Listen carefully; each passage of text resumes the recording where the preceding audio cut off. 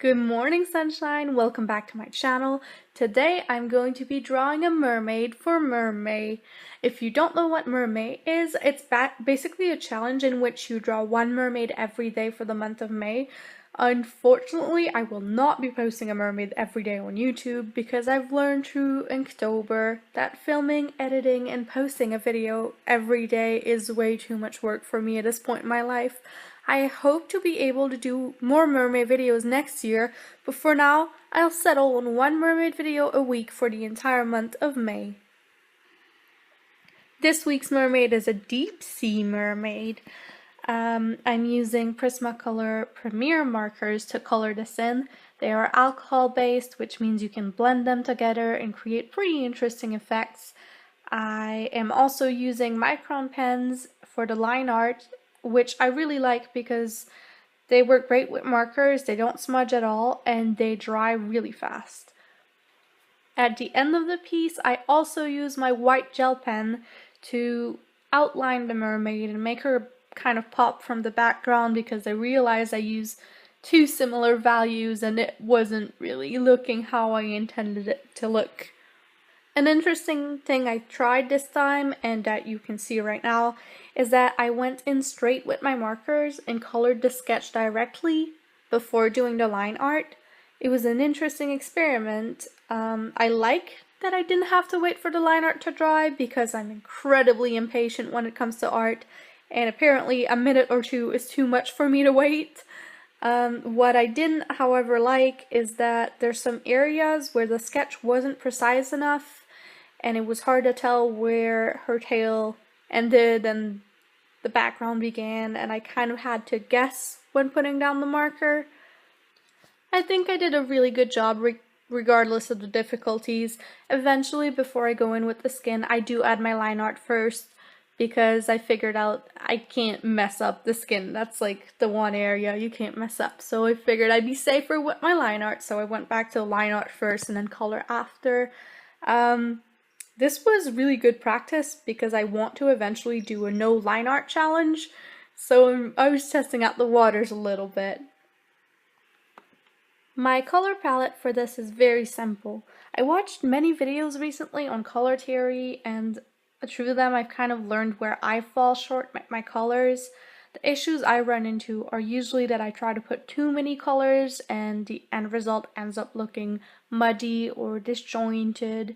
It also makes it hard to see where the focus should be.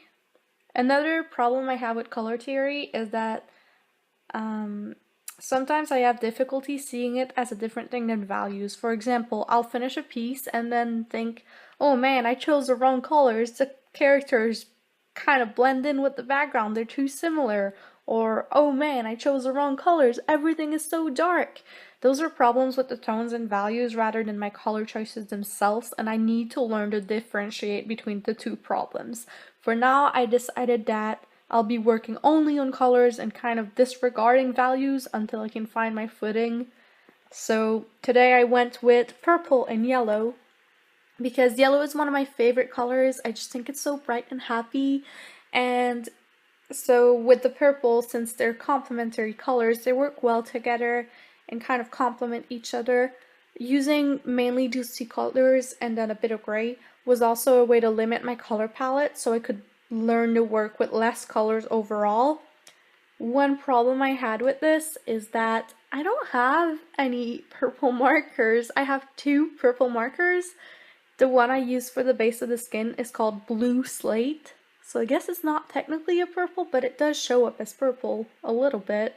It looks like a pastel purple. And then the other purple I have is way too dark, so they were not blending together very well. I just did what I could with the colors I had. In the future, I think I might use a different medium if I'm trying to do yellow and purple again, or buy more purple markers. You can see I just colored in my gray background.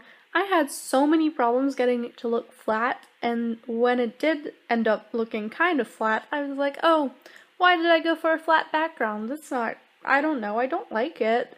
So I kind of added a bit of a foggy effect with a warm gray, which I do kind of like. except what happened is the background ended up a bit too dark, which means the character wasn't popping out as much. One problem I encounter with my markers is that they dry differently than they look, so you'll put the color down and it looks really dark, but then they dry kind of lighter, or for lighter colors you'll put them down, but then they dry kind of darker, so it's important to know what it's going to dry and look like before you put it down. And so I thought my gray background would end up lighter and I thought she would end up darker. Didn't work out. It's my fault. I should have done color little thumbnails of colors beforehand, but as I said before, I'm lazy. I don't like to wait for stuff to dry, so that just didn't happen. I really like this mermaid. I think she ended up looking pretty sweet. This is a good entry for my first mermaid video, and I have a couple ideas for my next mermaids. I have 2 of them already sketched out. I might use those sketches or I might not. Entirely depends on my mood. I might just do something entirely different too. I don't know what I will do for the last mermaid. I really want her to look special and different, and I want to put what I've learned during the month of Mermay into that one mermaid. Make her look really cool. Mermaids are just one of my favorite things to draw. They're so flowy and they look pretty, and then you get to draw hair underwater, which you don't really get to do otherwise. We are coming to the end of this video now, so I will say thank you so much for watching. Like and subscribe if you like my channel. I post art videos every Friday. Bye!